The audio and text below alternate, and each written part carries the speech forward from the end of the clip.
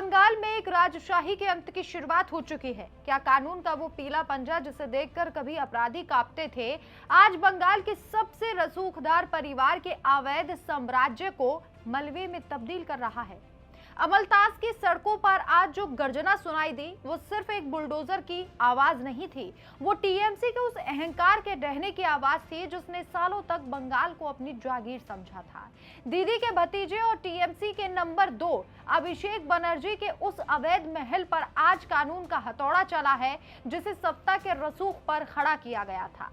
आखिर कैसे कुछ ही घंटों में राख हो गया भाई भतीजावाद का वो 5 मंजिला प्रतीक, इस खास रिपोर्ट में आपको बताएंगे।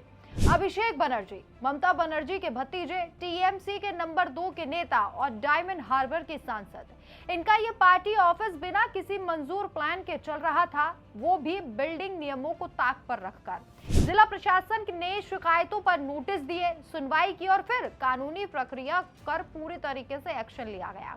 इस दौरान डायमंड हार्बर पुलिस जिले के जवानों की एक बड़ी टुकड़ी को इलाके में तैनात किया गया और परिसर के चारों ओर सुरक्षा घेरा बनाया गया।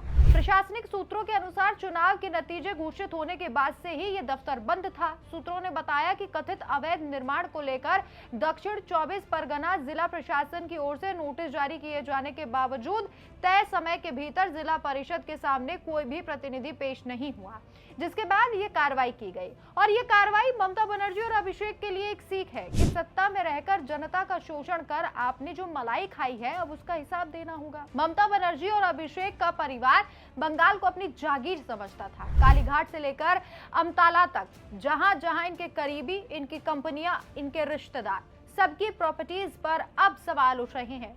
17 प्रॉपर्टीज पर नोटिस, अवैध निर्माण, सरकारी जमीन पर कब्जा, चंदे का दुरुपयोग, चार्टेड प्लेन, सूची लंबी है। दीदी अब चीख चीख कर बदला और राजनीतिक साजिश लेने का आरोप लगा रही है। लेकिन सवाल यह है कि ये किसने किया? बंगाल को इतने सालों तक किसने लूटा? किसने सैंड माफिया, कोल माफिया, घुसपैठियों को संरक्षण दिया? किसके राज में बंगाल का विकास रुका और भाई भतीजावाद फला फूला?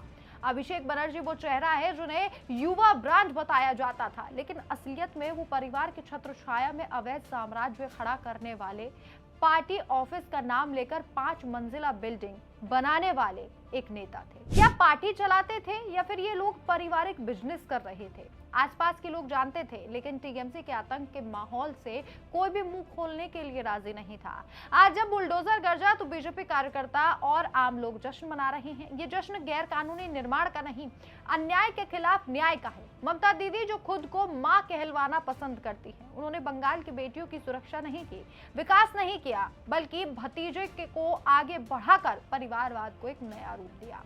अब जब उनके महलों पर पीला पंजा पड़ रहा है तो चीखें निकल रही हैं। याद कीजिए दीदी, आपने जब विपक्ष को कुचला, जब ईडीसी, सीआईडी, पुलिस को अपना हथियार बनाया, तब कानून कहां था?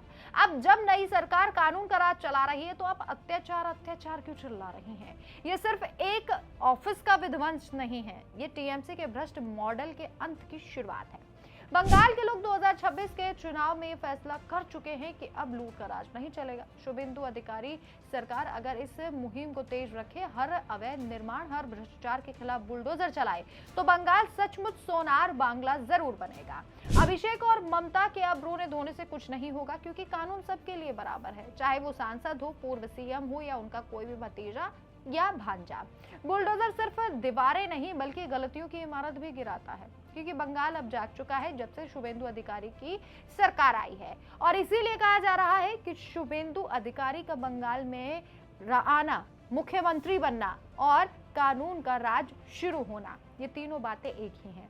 वैसे इस खबर पर आपकी क्या राय है, कमेंट करके जरूर बताएं। हमारे चैनल को जरूर सब्सक्राइब कीजिए। नमस्कार।